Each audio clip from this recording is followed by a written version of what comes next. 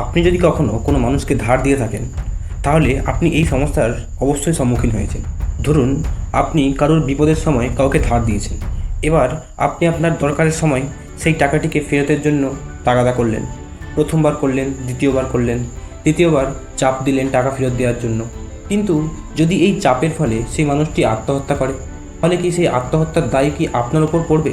তাহলে কি আপনি দোষী হবেন? এক্ষেত্রে কি কোর্ট আপনাকে দোষী সাব্যস্ত করতে পারে? এই সমস্ত কোশ্চেনের উত্তর আজ কোর্ট দিয়েছে। কোর্ট বলেছে যে যদি আপনি কাউকে ফোন করেন এবং টাকা ফেরত দেওয়ার জন্য বলেন, যদি আপনি স্বল্প চাপ দেন, তাহলে এক্ষেত্রে আপনি দোষী সাব্যস্ত হবেন না। ঠিক এরকমই একজন মানুষ আরেকজন মানুষকে ধার দেয় এবং কিছুদিন পর সেই ধারের টাকা ফেরতের জন্য চাপও দিতে থাকে এবং সেই চাপের বশে সেই মানুষটি সুইসাইড করে বসে। তাহলে এই মানুষটির উপর অ্যাবেটমেন্ট ফর সুইসাইডের কেস লাগানো যাবে? অর্থাৎ যে মানুষটি ধার দিয়েছে তার উপর কি এটা বলা যাবে যে তিনি ওই মানুষটিকে সুইসাইড করার জন্য বাধ্য করেছেন?